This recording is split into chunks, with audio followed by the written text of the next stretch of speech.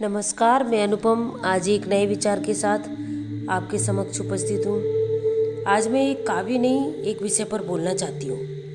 वर्तमान समय में हम ये अनुभव कर रहे हैं कि शिक्षा का माध्यम सिर्फ किताबें और शिक्षक ना हो, हमारा इंटरनेट कनेक्शन भी है। हम ऑनलाइन शिक्षण ग्रहण कर रहे हैं। शायद ये हमने कल्पना भी नहीं की थी कि स्कूल कॉलेज सारे बंद हो जाएंगे और इस तरह हमें विद्या अध्ययन करना होगा।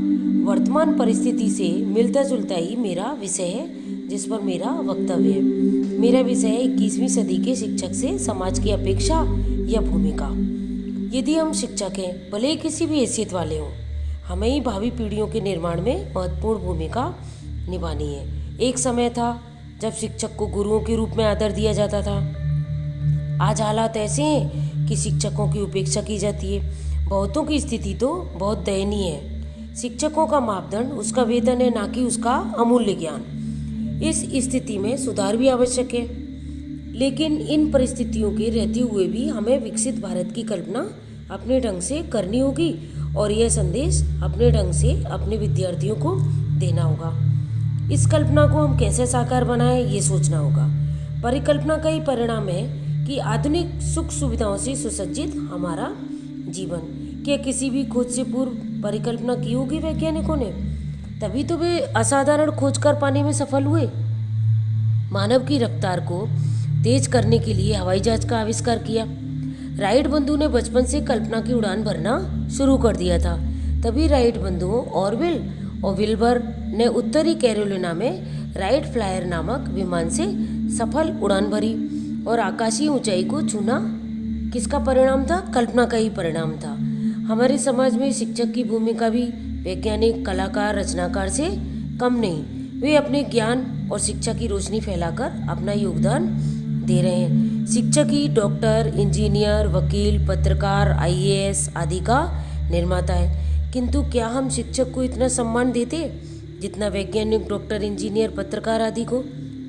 डॉक्टर सर्वपल्ली राधाकृष्णन ने अपने जीवन के 40 वर्ष शिक्षक बनकर शिक्षा के क्षेत्र में बिताए और उपराष्ट्रपति से राष्ट्रपति के पद पर आसीन हुए। उनका कहना था कि एक साहित्यिक प्रतिभा हर एक की तरह दिखती है, लेकिन उस जैसा कोई नहीं दिखता। अब्दुल कलाम का भी एक सपना था कि भारत 2020 तक विकसित राष्ट्र बने, हर बच्चा स्कूल जाए, नवयुवकों के हाथ में रोजगार हो। जो रोजगार से वंचित रह गए हैं वे अपने क्षेत्र में स्वरोजगार का रास्ता चुने। अब्दुल कलाम को विज्ञान के प्रति रुचि जागृत हुई। इसका श्रेय उनके शिक्षक डॉक्टर सुब्रमण्यम अय्यर को ही जाता है, जिन्होंने रामेश्वरम के तट पर ले जाकर जीवंत उदाहरण दिया कि पक्षी कैसे उड़ता है। ये प्रत्यक्ष घटना की छवि उनके मस्तिष्क में अंकित हो गई और उनकी विज्ञान के प्रति रुचि जागृत हुई। आज जिस रफ्तार से समय बढ़ रहा है, उसी रफ्तार से शिक्षक की जिम्मेदारी भी बढ़ती जा रही है। प्राचीन काल में धनुर्विद्या, वेदों का ज्ञान, शास्त्रार्थ करना आदि बातों की प्रमुखता थी। गुरु और शिष्य के बीच एक मर्यादा थी। गुरु की बात शिष्य एक कर्तव्य समझकर मानते थे, लेकिन आज समय बदल गया है। शिक्षक और विद्यार्थी के बीच की दूरी कम होती जा रही है। शिक्षक की हर बात को वे आंख बंद करके नहीं मानते। उनके मन में हर बात के पीछे क्या उत्तर है, ये जानने की इच्छा है। इसका कारण समाज में उनकी स्थिति से है। यदि बच्चों को शिक्षा से संबंधित सामग्री प्रचुर मात्रा में उपलब्ध है तो निश्चय ही बच्चे शिक्षक की बात का उल्लंघन कर सकते हैं। लेकिन ये कहाँ तक उचित है कि बच्चे शिक्षक की उपेक्षा करें? फिर भी शिक्षक उनके उज्जवल भविष्य के लिए सहनशील बनना होगा। जिस तरह माँ बाप अपने शौक पूरे न कर बच्चे के शौक पूरे कर उनका पालन पोषण करते हैं। 21वीं सदी में शिक्षक की भूमिका अहम हो जाएगी। क्यों? क्योंकि उस समय आधुनिकता चरम सीमा पर होगी। जिस तरह ज्यादा ऊंचाई पर होने पर हमारा जमीन से रिश्ता टूट जाता है, उसी तरह से इस दौड़ में शिक्षक को अपने आप को मजबूत बनाना होगा। प्रारंभ से ही बच्चों में शिक्षा के साधनों का दुरुपयोग होने पर हमें इसका क्या परिणाम भुगतना होगा, ये समझाना होगा। आज बढ़ता इंटरनेट का क्रेज, समय से पहले परिपक्वता, इन सभी बुराइयों को समझाना होगा। शिक्षक से समाज की अपेक्षा और बढ़ जाती है। वे चाहते हैं कि शिक्षक चाहे तो ज्ञानी और चाहे तो अज्ञानी बना सकता है, लेकिन अकेला शिक्षक बिना सहयोग के कुछ नहीं कर सकता। जिस प्रकार अकेला चना बाढ़ नहीं फोड़ सकता, अभिभावक और संगति, ये भी एक महत्वपूर्ण घटक है किसमें, बच्चों की नींव रखने में। यदि अभिभावक बच्चों के पोषण में उत्तम मिट्टी का कार्य करते हैं तो शिक्षक प्रकाश दे उस पोषण में योगदान देता है। वहीं संगति पानी की भूमिका निभाती है। यदि सभी अपनी अपनी जगह उत्तम भूमिका निभाएं तो निश्चय ही बच्चों के भविष्य को उज्जवल होने से कोई नहीं रोक सकता। समाज शिक्षक से अपेक्षा रखता है कि हमारा बच्चा शिक्षण ग्रहण करे, वो महज किताबी ना होकर व्यवहारिक हो, शिक्षा का प्रयोग वो जीवन में करना सीखे। साथ ही वो चाहेगा कि समाज में फैली बुराइयों से वो सुरक्षित रहे।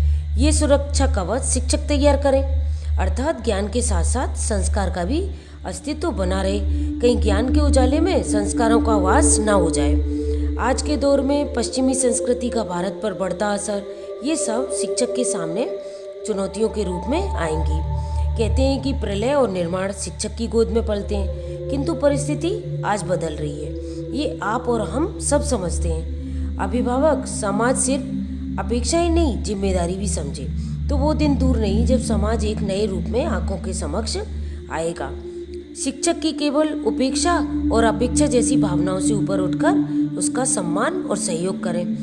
यदि अभिभावक सहयोग दें तो शायद शिक्षक अपेक्षा से अधिक अपने उद्देश्य में खरा उतर सकता है। संगति भी महत्वपूर्ण घटक है जिसकी ओर भी हमें अपना ध्यान आकर्षित करना होगा। तो आओ मिलकर संकल्प करें कि समाज की तस्वीर को बदलने में महत्वपूर्ण भूमिका निभाएंगे। बस 2 पंक्तियों द्वारा अपने वक्तव्य को विराम देना चाहती हूँ। पंक्तियाँ कुछ इस प्रकार हैं। एक आदर्श समाज की परिकल्पना को साकार करेंगे हम, एक आदर्श समाज की परिकल्पना को साकार करेंगे हम, वैज्ञानिक, कलाकार और रचनाकार निकलेंगे बड़े ही अनुपम, निकलेंगे बड़े ही अनुपम।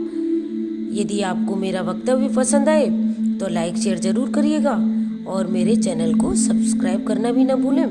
फिर किसी नए विचार के साथ उपस्थित होंगे, तब तक के लिए नमस्कार, धन्यवाद।